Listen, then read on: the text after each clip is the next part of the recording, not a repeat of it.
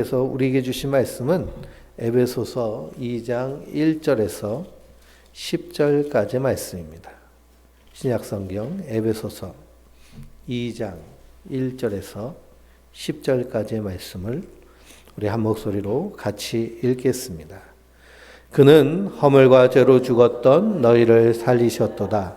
그때 너희는 그 가운데서 행하여 이 세상 풍조를 따르고 공중의 권세 잡은 자를 따랐으니 곧 지금 불순종의 아들들 가운데서 역사하는 영이라. 전에는 우리도 다 그 가운데서 우리 육체의 욕심을 따라 지내며 육체와 마음에 원하는 것을 하여 다른 이들과 같이 본질상 진노의 자녀이었더니 긍휼이 풍성하신 하나님이 우리를 사랑하신 그 사랑을 인하여 허물로 죽은 우리를 그리스도와 함께 살리셨고 너희는 은혜로 구원을 받은 것이라.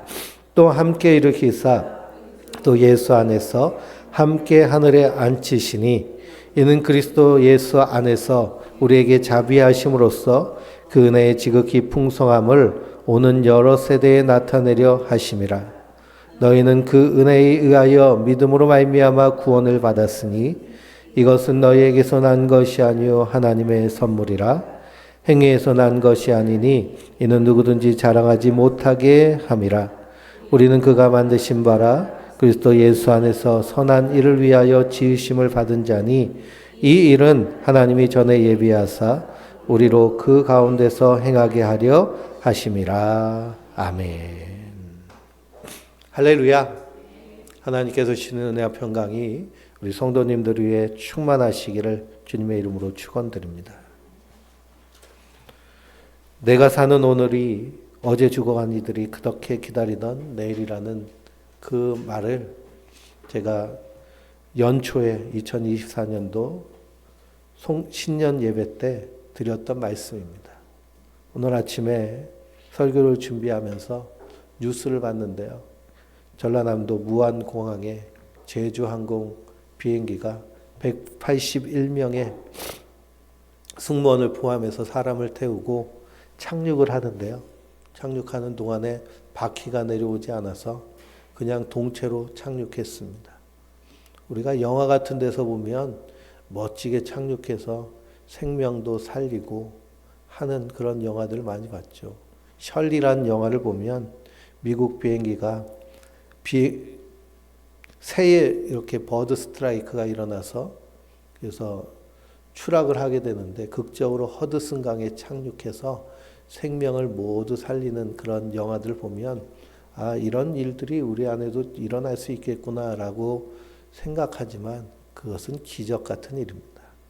비행기가 추락할 일이요 거의 없는데 만약 추락하면 생존할 확률은 극히 이렇게 힘들죠. 유튜브에 우리는 너무나 많은 정보를 현대사회는 접근하고 있는데요. 이 비행기가 동체 착륙하고 공항 벽에 부딪혀가지고 폭발하는 모습까지 그냥 뉴스에 그대로 나왔습니다. 우리는 그 비행기 자꾸 타고 싶잖아요. 그렇죠? 비행기 타고 좀 어디 좀 가볼까 하는데 그런 모습이니까 얼마나 끔찍한지요. 그래서 내가 사는 오늘은 어제 죽어간 이들이 그토록 기다리는 내일이다. 그러면 나는 오늘을 어떻게 살아야 될 것인가? 우리가 항상 기억하고 있어야 됩니다. 내가 오늘을 풍성하게 살기 위해서는 정말 중요한 것은 무엇이냐 하면 당신은 누구십니까? 라고 할 때에 나의 정체성이 분명해야 됩니다. 그래서 불교에서도 한 고승과 제자의 대화에서 그 고승이 제자에게 물어요. 이 먹고 이렇게 묻습니다. 이 먹고 너 뭐냐? 너 뭐냐라고 할 때 우리는 나에 대해서 무엇이라고 말할 수 있습니까? 그것이 나의 정체성입니다. 근데 많은 사람들이 당신은 누구십니까? 라고 물으면 대답을 잘 못해요. 그건 자기 정체성이 분명하지 않고 정체성의 혼란을 겪는다는 것이죠. 우리는 우리의 정체성에 대해 분명히 해야 됩니다. 우리가 살고 있는 세상을 불확실성의 시대라고 얘기합니다. 대한민국은 그 아주 극단적인 불확실성 가운데 떨어져 있습니다. 대통령이 탄핵된 상태, 그리고 헌법재판관이 새로 임명해야 되는데 그것을 임명하지 않는 상태. 우리의 내부의 불확실성 보고 외부에 있는 사람들이 대한민국을 믿지 못하겠다라고 해서 우리나라의 가치가 점점점 떨어지고 있습니다. 그것을 무엇으로 알 수 있을까요? 환율이 떨어지는 것을 통해서 알 수 있습니다. 외국에서는 환율이 떨어진 우리 내면에서는 환율이 올라가겠죠. 그래서 환율이 달러가 1,500원을 넘어가고 그리고 1,600원이 되면 IMF 때 환율과 동일해집니다. 그럼 IMF가 다시 오는 것이죠. 기업들이 망해서 대량 실직 사태가 나고 그리고 우리가 가지고 있는 동산과 부동산, 자산의 가치가 폭락해서 휴지 조각이 될 수도 있습니다. 그렇지 않기 위해서는 어떻게 해야 될까요? 정체성이란 것이 분명해야 됩니다. 국회의원의 정체성, 그리고 공무원의 정체성, 이런 정체성이 분명하지 않을 때 이런 일이 일어납니다. 법질서를 지켜가면서 하면 되는데요. 이것을 당리당략, 서로의 그런 진영 간의 대결로 생각하고 잘못 선택하다가 완전히 함께 망하는 것이죠. 그러다 보니 우리 속도 답답하죠. 그러니 한 주간 동안 뉴스를 보면 답답해서 뉴스를 안 보려고 해도 궁금해서 또 뉴스를 보게 하면 또 답답하고 그런데 비행기까지 떨어지니까요. 아주 마음이 그냥 땅속으로 들어가 버렸습니다. 그래서 우리가 살고 있는 세상이 불확실하기 때문에 불확실성이라는 것은 49.9%입니다. 50%면 반반이잖아요. 49.9%면 이게 될지 안 될지 애매모호한 것이 불확실성입니다. 우리가 일확천금을 노리고 로또를 삽니다. 로또를 사는데요. 로또는 당첨될 확률이 확실한가요? 안 될 확률이 확실한가요? 안 될 확률이 거의 100%에 가깝죠. 그래서 이게 로또 같은 복권은 불확실성한 것이 아닙니다. 근데 49%, 51% 이런 것들이 불확실하죠. 우리가 살고 사는 인생이 지금 다 그런 상황에 놓여 있습니다. 그러다 보니 우리는 어떻게 살아야 될지 갈피를 못 잡고 방황하면서 그래서 태풍이 부는 세상 가운데 살고 있어요. 그러나 이 태풍의 눈 속에 들어있는 것처럼 태풍이 불어도 강한 태풍일수록 태풍의 눈은 더 고요하고 안정감이 있습니다. 태풍의 눈에 들어온 존재의 모습은 어떤 모습이냐? 자기에 대한 정체성이 분명한 것. 자기의 정체성이 분명한 나는 누구인가? 이것이 분명해서 삶의 태도, 삶의 방향, 나의 모든 언어가 여기에 부합하게 살아낼 때 그때 우리가 이 태풍 가운데서도 넉넉히 승리하게 되는 줄 믿습니다.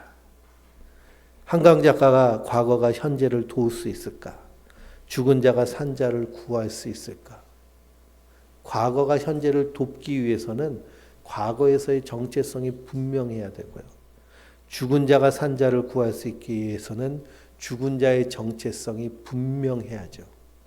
성탄절날 이 말씀을 드렸는데요.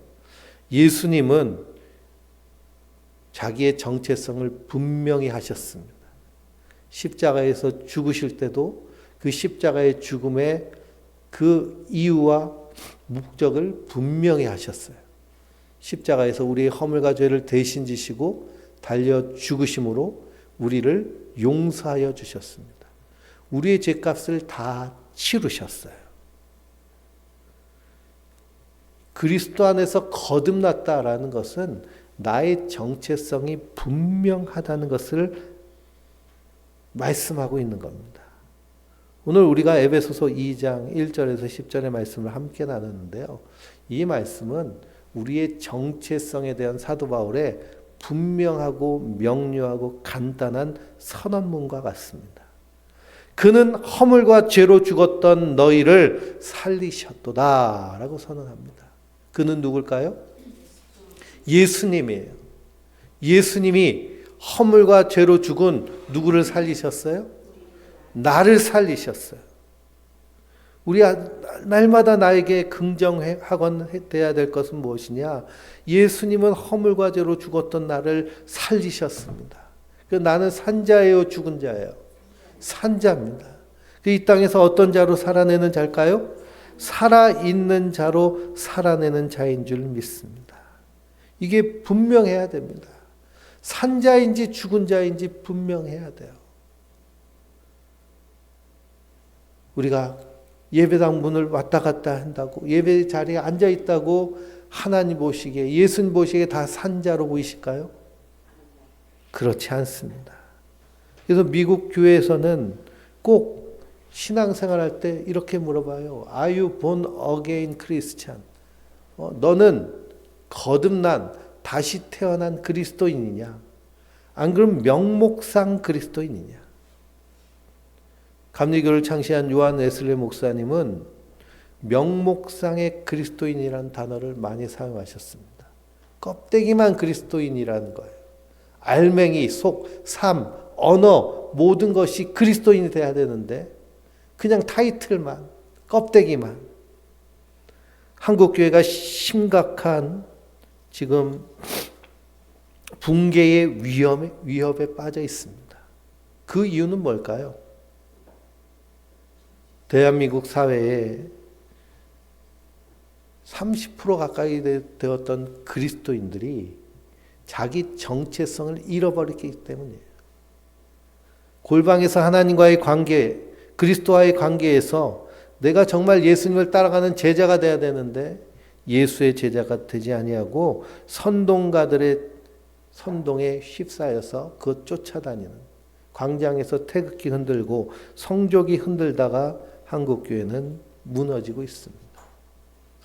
그런데 그런 가짜 교회는 무너질지라도 예수 그리스도를 신실하게 믿는 그리스도인들은 이 태풍 가운데서도 넉넉히 이기며 승리하게 되는 줄 믿습니다.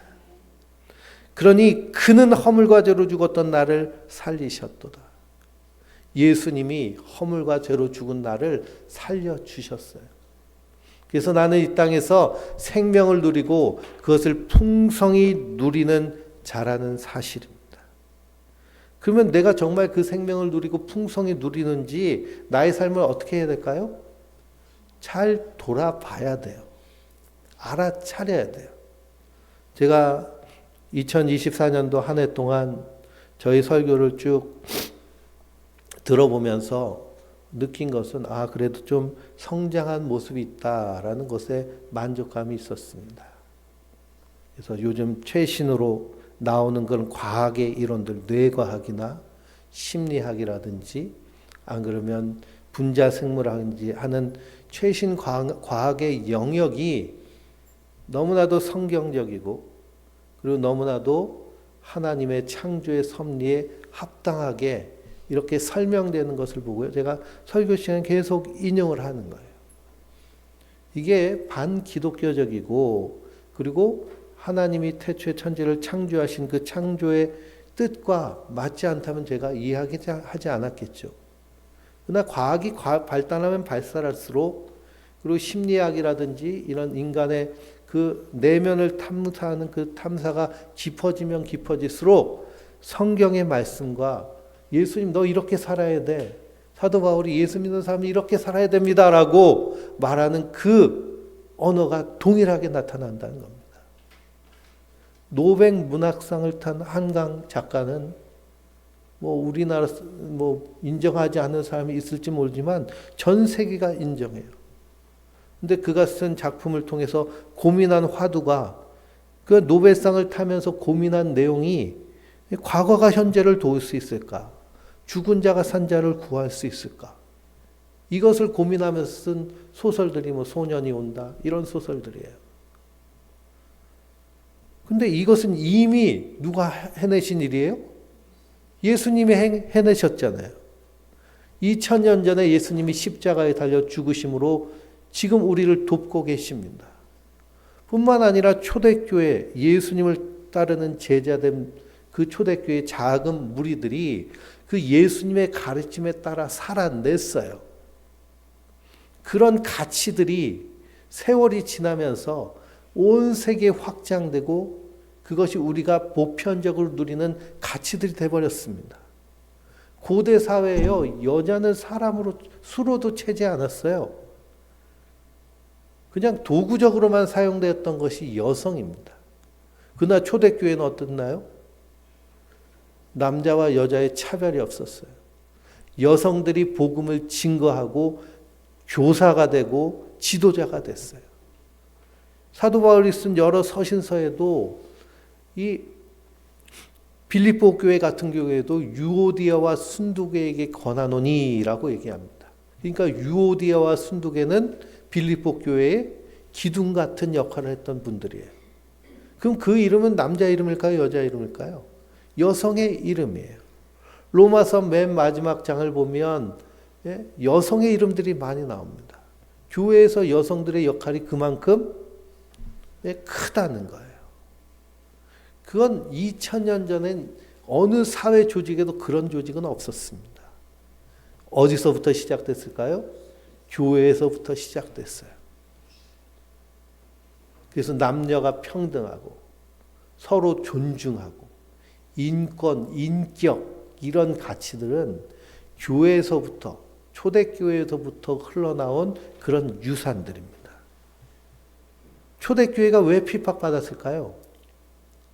네? 황제 숭배, 우상 숭배를 거부해서 핍박당하였지만 그와 동시에 당시의 사회적 관습을 거부했기 때문입니다. 여자를 도구처럼 사용하지 아니하고 종들이 주인과 함께 식탁에서 먹고 마시고 이 로마 시대나 조선 시대나 마찬가지죠. 종이 있다라고 하면 내가 주인이면 주인으로서의 위엄을 보여야 돼요. 그래서 종들이 함부로 대들지 못하도록. 그럼에도 불구하고 초대교회는 그것들을 거부했습니다. 왜 그러냐? 우리가 하나님 안에서 천하보다 귀한 영혼. 우리는 서로 그리스도 안에서 한 형제 한 자매 가족과 같은 동등한 존재라는 그 가치관. 이로 인해서 수많은 기독교인들이 그리스도인들이 이 인류 역사에서 순교하고 생명을 잃었습니다. 그 피로 말미암아 세워진 것이 사실은 민주주의라는 가치예요. 민주주의가 거저 우리에게 온 것이 아니죠. 또 이 가치를 지키기 위해서 이 대한민국은 어떤 일을 치렀나요? 수많은 대학생들, 청년들이 데모하고 저기 60대 여기 다 계신 분들 가서 데모하신 분들이시잖아요. 데모하고 그리고 감옥에도 가기도 하고 내맞기도 하고 경찰한테 체육탄 냄새. 저는 그때 국민학교 6학년이었는데요. 제가 다니던 이 국민학교 바로 앞에가 이 인천에서 데모하면 다 모이는 시민회관 앞이었습니다. 막 학교 끝날 쯤 되면 데모를 해가지고 체류탄 냄새가 동네를 가득해. 눈이 그냥 빨개져가지고 콧물 줄줄 흘리면서 집으로 갔던 기억이 있습니다. 그런 피와 땀이 있었기 때문에 우리가 이것을 누리고 있는 것이에요. 중요한 것은 우리의 정체성이 분명해야 되는 겁니다. 나는 누구인가? 당신은 누구입니까? 나는 목사입니다. 그럼 목사의 행동이 있잖아요. 목사의 언어가 있고요. 목사가 가야 될 것과 가지 말아야 될 것이 분명히 있습니다. 근데 이것을 혼동한다면 그러면 태풍에 휘말릴 수밖에 없죠. 그래서 우리는 이 정체성이 분명해야 되는데 오늘 사도 바울은 단호한 말로 우리의 정체성을 선언합니다. 그는 허물과 죄로 죽었던 너희를 살리셨도다. 예수는 허물과 죄로 죽었던 나를 살리셨습니다. 그럼 나는 오늘 산자로 살고 있는가? 내가 살았는지 죽었는지 잘 모르겠으면 누구랑 비교하면 돼요? 죽은 자와 비교하면 돼요. 시체 옆에 같이 누워보세요. 그러면은 그 시체와 나의 차이점이 무엇인가? 시체는 아무리 꼬집고 찔러도 반응하지 않습니다. 근데 생명이 있는 것은 반응이 있다는 거예요. 어떤 반응이냐? 이 세상이 주는 것에서부터 그냥 끌려가는 반응이 아니라 저항하는 반응입니다. 2절에 보니 그때에 너희는 그랬어요. 그때는 어떤 때일까요? 허물과 죄로 죽었던 그때죠. 그 가운데 행하여 그랬습니다. 그 가운데는 어딜까요? 이 세상을 얘기해요. 세상 풍조를 따르고 공중권세 잡은 자를 따랐으니 곧 지금 불순종의 아들들 가운데 역사하는 영이라 그랬습니다. 허물과 죄로 죽은 모습, 하나님 보시기에 사망 선고받은 인생의 모습은 어떤 모습이냐면 세상 가운데서 세상 풍조를 따르며 그 뒤에서 역사하는 마귀가 조정하는 대로 사는 인생이 하나님 보시기에 어떤 인생이에요? 죽은 인생이라는 거예요. 죽은 인생. 워킹 데드. 그런데 우리 눈에는 산 것처럼 보이지만 하나님 눈에는 어떤 모습을 보이세요? 죽은 모습을 보여요. 그럼 우리가 하나님의 영으로 충만하면 그 모습을 어떻게 봐야 될까요? 죽은 자의 모습으로 봐야 될 줄 믿습니다. 세상 풍조를 따라요. 세상의 풍조는 어떤 것이 세상의 풍조일까요? 예? 세상이 이렇게 살아야 된다, 이렇게 해야 된다, 이렇게 말하는 것들. 거기에 핵심은 돈과 명예와 권력입니다. 돈과 명예와 권력. 인간이 행동하는 행동의 원리가 있는데요. 첫 번째는 공포로 인해서 행동을 해요. 공포. 공포감을 느낄 때 사람이 행동한다 그럽니다. 두 번째는 돈에 의해서 사람은 움직입니다. 두려움과 돈. 사람이 움직이는, 그럼 난 무엇을 때문에 움직일까? 아, 이렇게 하면 큰일 날 것 같아 하는 공포 때문에, 두려움 때문에. 사람은 움직이는 힘이 돼요. 돈은요, 사람을 움직이게 하는 힘입니다. 돈을 벌려고 할 때도 움직이게 되고요. 돈을 쓰려고 할 때도 움직이게 됩니다. 돈을 왜 열심히 벌까요? 쓰려고 벌겠죠. 그렇죠? 그럼 돈을 안 쓰고 갖고 와두고 모아둔 사람은 왜 그럴까요? 예? 이게 없어지면 난 죽을 것 같은 공포와 두려움 때문에. 그것에 따라 사는 모습을 하나님 보시기에 어떤 모습이라는 거예요? 죽은 모습이라는 겁니다. 죽은 모습. 이 총칼 앞에서 사람은 다 공포와 두려움을 느끼죠. 그러면 도망치는데요. 정말 산자는 어떻게 할까요? 그 앞에서도 떳떳하게 자기 행동을 하는 모습이에요. 돈 앞에서도 마찬가지입니다. 돈은 그냥 우리의 필요에 따라서 필요한 것이지 소중하고 중요한 것이 아니에요. 그러니 세상 풍조를 따라서 우리는 이 세상에 얼마나 오염되어 있는지를 한번 생각해 봐야 돼요. 알아차려야 돼요. 세상은 우리에게 끊임없이 암시를 주고요. 세상은 우리에게 끊임없이 우리를 세뇌시킵니다. 가장 강한 세뇌와 암시가 돈에 대한 거예요. 돈에 대한 것. 또 두려움에 대한 것. 요번에 그 오징어 게임 2가 넷플릭스에서 이렇게 오픈이 됐는데요. 1편을 보니까 재밌더라고요. 근데 뉴스랑 신문을 보니까 오징어 게임이 재미없다고들 그렇게 도배가 됐어요. 근데 우리가 그것을 보지 않고 먼저 그런 뉴스를 접하면 우리 안에 어떤 선입견이 생길까요? 아이고 재미없다는데 그러면서 보지 않게 돼요. 근데 오징어 게임 같은 건 세계적인 히트작이잖아요. 대한민국이란 조그만 나라에서 드라마를 만들어서 세계적으로 히트를 쳤다라면 이건 보통 대단한 일이 아니잖아요. 오징어 게임 때문에 전 세계가 난리가 났는데 그 툴을 만들었는데 다 뭐 별로다, 뭐 넷플릭스 주가 떨어진다, 그런 뉴스만 쫙 도배돼 있어요. 그럼 우리 안에서 그런 암시를 받는 겁니다. 암시를. 그럼 왜 이 언론들은 그런 암시를 자꾸만 줄까? 생각해 보면 그 뒤에 다른 의도가 있는 거예요. 그러니 오징어 게임의 제작자나 감독이 뭔가 정치적인 발언을 했을 때 그 발언에 따라서 니까지 게 이런 얘기를 하면서 그 작품을 훼손시키라고 하는 의도들이 담겨져 있는. 우리는 계속 살면서 이런 암시들을 어떻게 할까요? 계속 받게 돼요.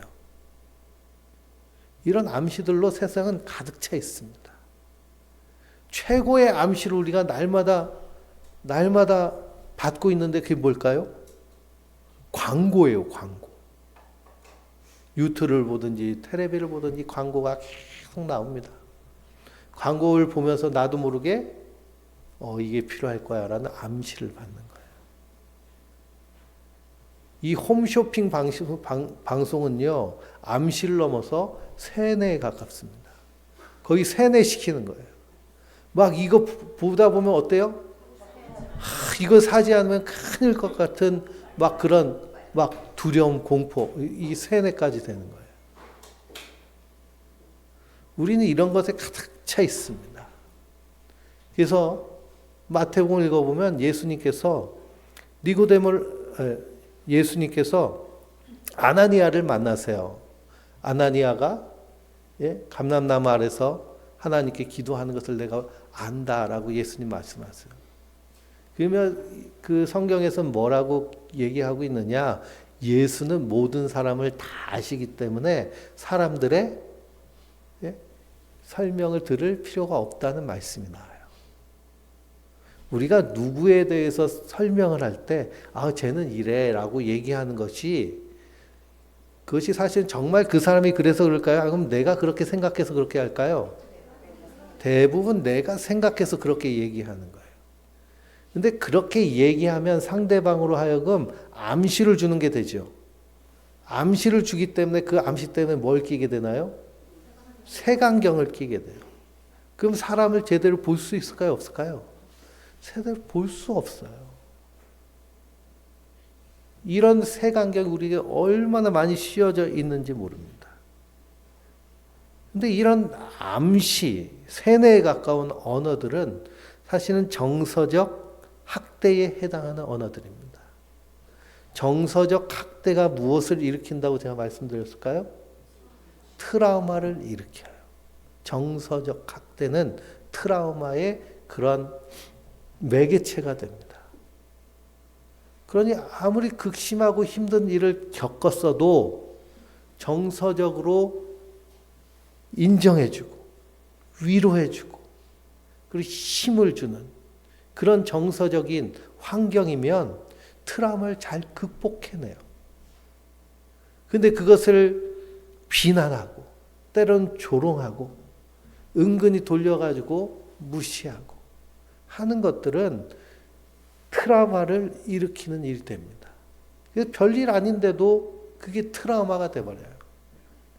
트라우마를 겪게 되면 사람은 움직이질 못합니다. 그러니 어렸을 때 코끼리를 이렇게 사슬에 묶어가지고 이 태국 같은 데서는 훈련시킨다고 키워요. 그리고선 전기 충격기로 막 충격 주면서 그러면서 조련을 합니다. 나중에 코끼리가 다 커요. 그런데도 사슬에 묶여 있어요. 코끼리가 힘만 조금 쓰면 그 사슬은 충분히 벗어날 수 있어요. 전기 충격기를 아무리 찔러도 거기서 충분히 도망칠 수 있어요. 근데 왜 그걸 못할까요? 어렸을 때부터 겪어왔던 이 트라우마를 벗어나지 못하는 겁니다.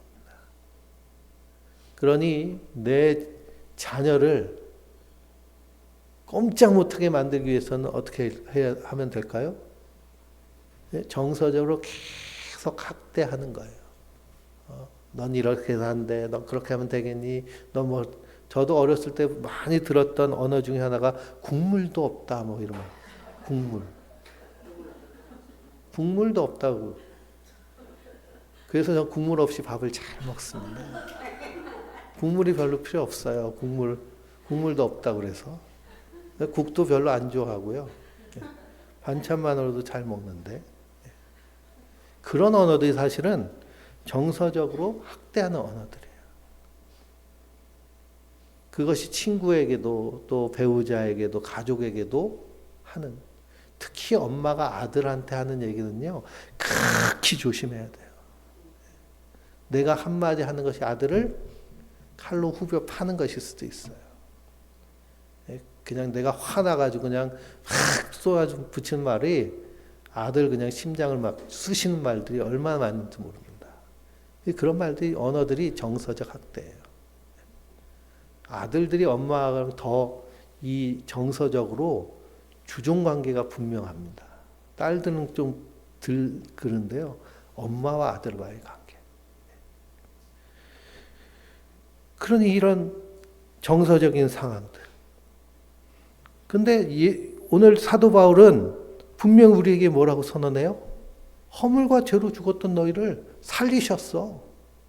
너는 어떤 자라는 거예요? 너 예수님을 주로 믿잖아. 그럼 너 산자야. 그러니 어떻게 살라는 거예요? 산자답게 살라는 겁니다. 산자답게. 세상 풍조가. 이번에도 비행기가 추락했는데 그 끔찍한 사고 옆에 댓글을 보면요. 별의별 말이 다 있어요. 전라도에서 사고가 났으니 뭐. 그런 얘기들. 사실 근데 자기가 타자치면서 그런 비난의 댓글들, 조롱의 댓글들은 먼저 누구를 향한 얘기일까요? 먼저 자기 자신을 향한 거예요. 그래서 이 부정적인 말을 하고 타인에게 언어적으로 상처 주는, 그리고 아프게 하는 그런 언어들은 사실 먼저 내가 다치는 언어들이에요. 그러니 내 안에 있는 것이 내게서 나오는 겁니다. 그러니까 내 말이 막 싸납고 공격적이고 화나면 내 상태가 어떻다고 알아차리면 돼요? 내 상태가 지금 이런 상태구나. 이런 상태로 내 자녀를 만나고, 이런 상태로 친구를 만나고, 이런 상태로 성도를 만나면 어떻게 되는 거예요? 막 쑤셔야 되는구나. 그걸 알아차려야 돼요. 알아차리면 어떻게 할 수 있을까요? 알아차리면 바꿀 수 있어요. 알아차리면 멈출 수 있어요. 그러기 위해서는 우리가 항상 우리 안에서 나의 정체성에 대한 끊임없는 질문과 긍정 확언이 있어야 될 줄 믿습니다. 세상 풍조를 따르는데 그게 세상에서 잘 사는 거라고 계속 우리에게 암시를 주지만, 그렇게 살다 보니까 결국 마귀 뒤를 쫓아다니는 일이라는 겁니다. 3절을 보니 전에는 우리도 그 가운데서 우리 육체의 욕심을 따라 지내며 육체와 마음이 원하는 것을 하여 다른 이들과 같이 본질상 진노의 자녀였더니. 이 모습이 하나님의 진노를 사요. 왜 하나님이 진노하실까요? 처음 창조하실 때의 모습이 그게 아니기 때문에. 창조의 의도는 그게 아니에요. 하나님 만드신 그 창조, 부부가 아담과 하와를 짝지어 주시면서 뭐라고 하셨어요? 참 좋았더라. 아담은 하와를 향해 내 뼈 중에 뼈요, 내 살 중에 살이로다. 서로 돕는 공동체로 삼아 주셨어요. 근데 인간이 살면서 결혼을 하잖아요. 가정을 이루고.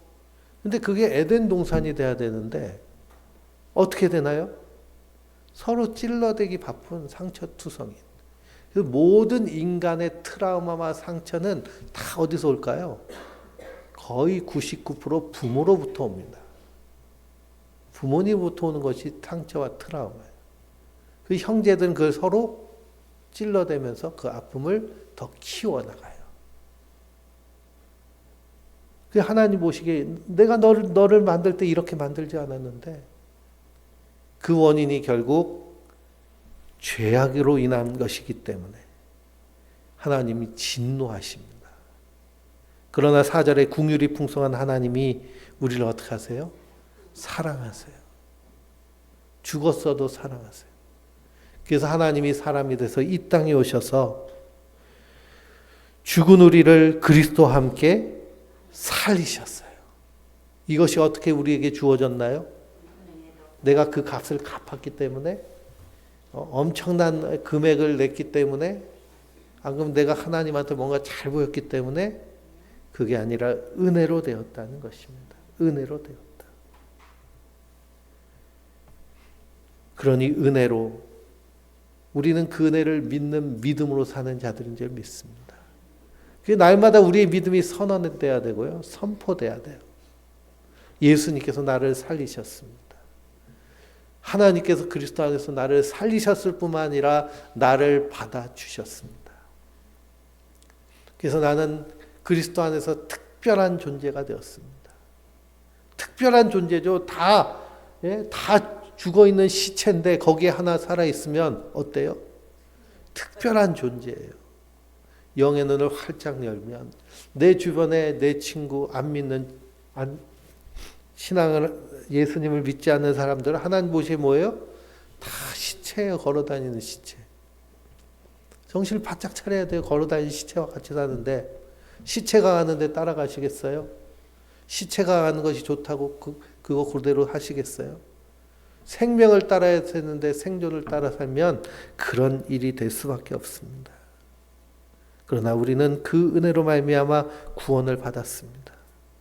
그러니 여기 가로치고 너희는 은혜로 구원을 받은 것이라 라는 말씀은 왜 성경에 가로가 쳐져 있을까요? 사도 바울의 서신서 중에는 사도 바울이 직접 썼다기보다는 그 밑에 있는 의사 누가라든지 하는 사람들이 이렇게 대필했다고 이렇게 보고 있습니다. 사도 바울이 에베소서에서 그는 허물 가지로 죽었던 너희를 살리셨도다 하며 예수님의 십자가 은혜를 다 얘기하다가 갑자기 뭐가 터진 거예요? 감동이 터진 거예요. 그래, 우리는 은혜로 구원받은 거야.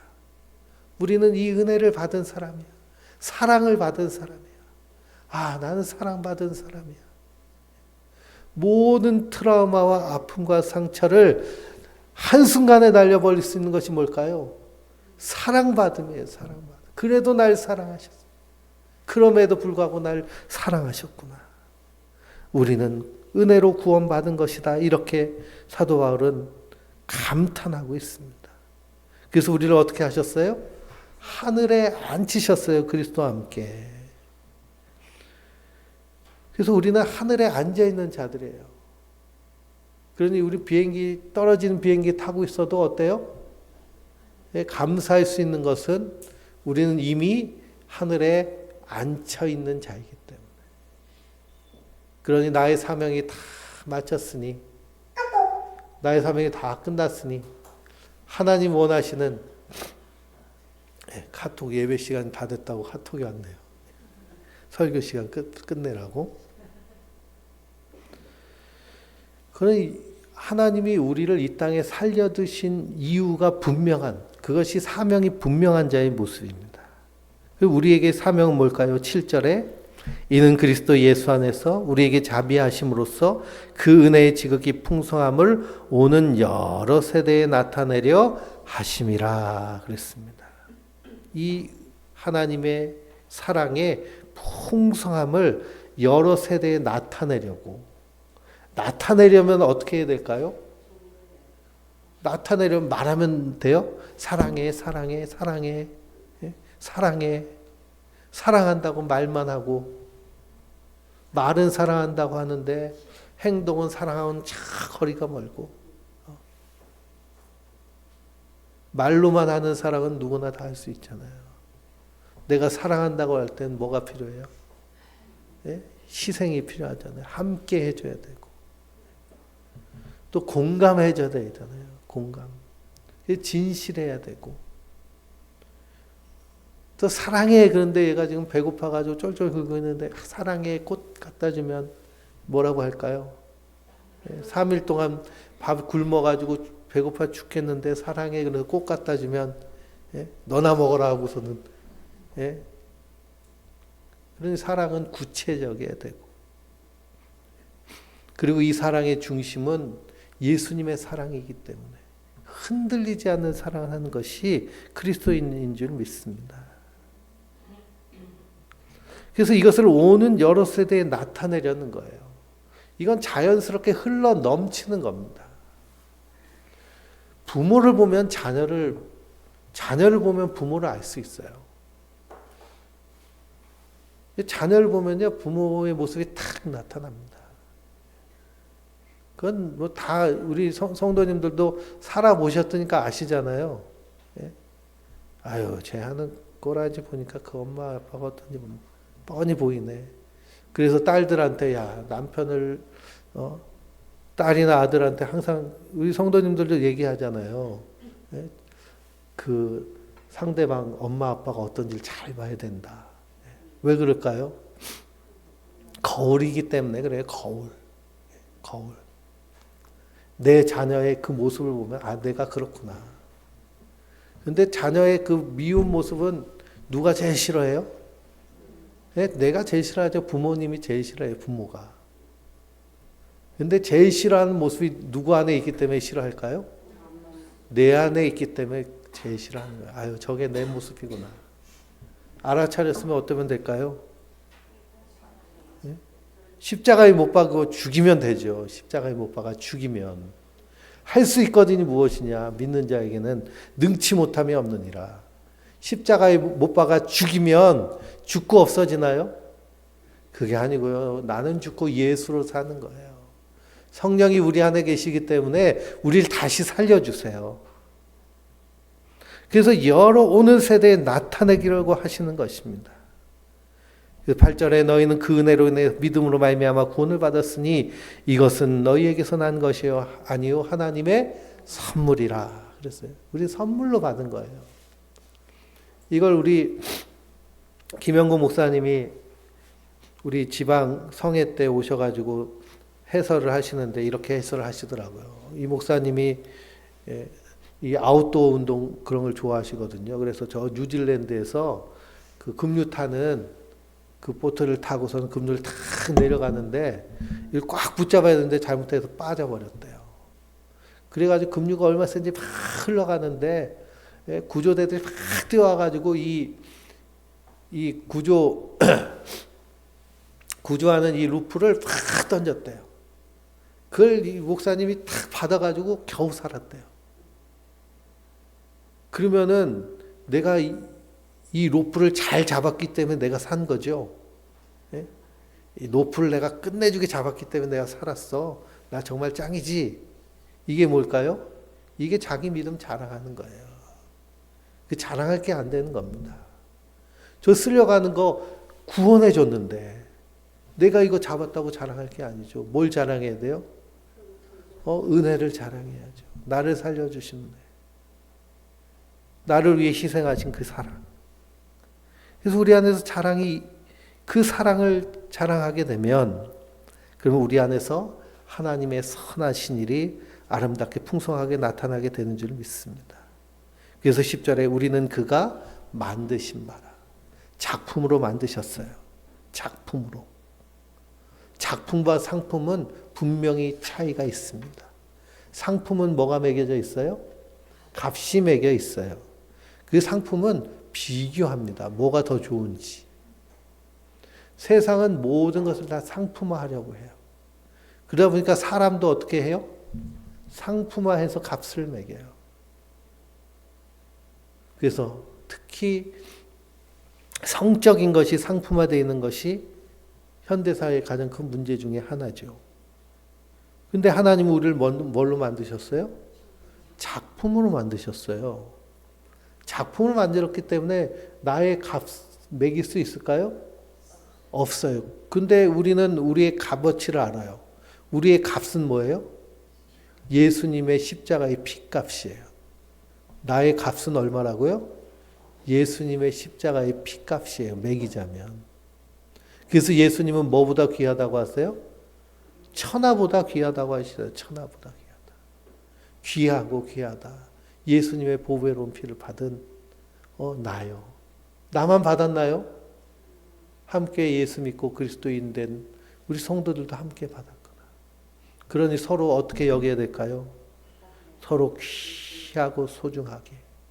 말 한마디 한마디도 귀하고 소중하게. 그래서 정서적 안정감이 가장 중요한 것은 어디서나 마찬가지입니다.